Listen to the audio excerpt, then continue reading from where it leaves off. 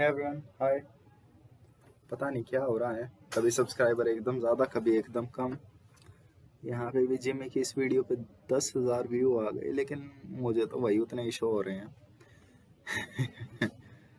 कोई नहीं, चलो, जिम की वजह से चैनल चल रहा है, अच्छी बात है। कुत्ता तो अपना ही है। चैनल तो अपना ही है।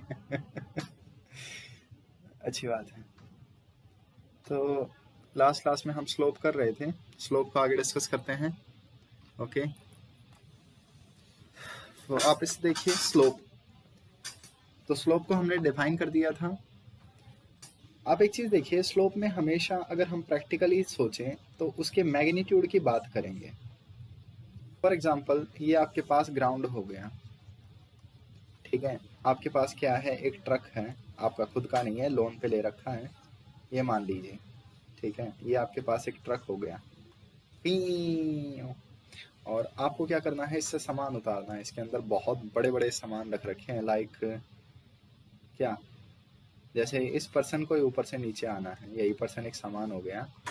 तो आपने क्या किया, इस पर्सन को नीचे उतारने के लिए प्लैंक्स लगा दिए। एक पर्सन ने ये वाला प्लैंक लगाया ए, दूसरे ने ये वाला प्लैंक लगाया बी, और तीसरे ने ये प्लैंक लगाया सी।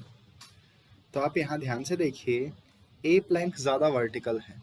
जितना ज़्यादा कोई वर्टिकल होगा उतना ज़्यादा उसका स्लोप होगा, ठीक है। तो अगर मैं मैग्नीट्यूड्स की बात करूं तो slope of A is greater than slope of B is greater than slope of C. यानी मैग्नीट्यूड्स में ए सबसे ज़्यादा वर्टिकल है यहाँ पे, तो उसका सबसे ज़्यादा स्लोप है, ठीक है। तो अगर ये पर्सन ऊपर से नीचे आने की कोशिश करेगा तो इसमें आराम आराम से आएगा और इसमें एक धड़ाम से गिरेगा।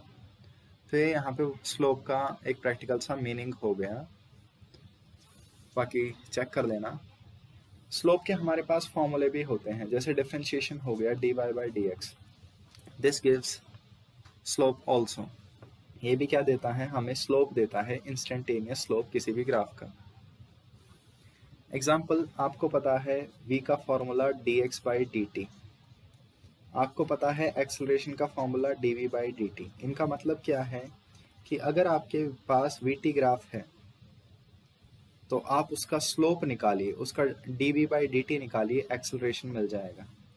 अगर आपके पास xt ग्राफ है तो आप उसका स्लोप निकालिए, स्लोप क्या होगा, dy by dx, that is यहाँ से क्या आ जाएगा, वेलोसिटी आ जाएगी। तो आपको पता होना चाहिए कब वेलोसिटी, कब स्लोप निकालना है, कब क्या करना है। चीज़ें काफ़ी इजी हैं, लेकिन अब ग्राफ को फिर से अंडरस्टैंड करने की कोशिश करते हैं on the basis of differentiation. मान लीजिए ये आपके पास x और y एक्सेस हैं, ठीक।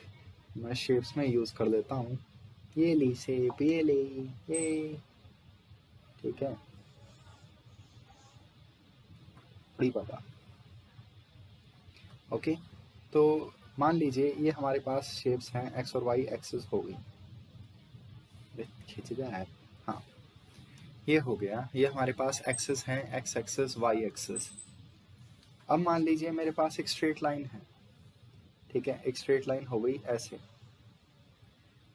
तो आप देखिए, ये जो स्ट्रेट लाइन है ये हमेशा एक्स एक्सेस के साथ सेम एंगल ही बनाएगी, किसी भी इंस्टेंट पे हो आप क्या नोट करोगे, एक्स एक्सेस के साथ इक्वल एंगल्स ही बन रहे हैं।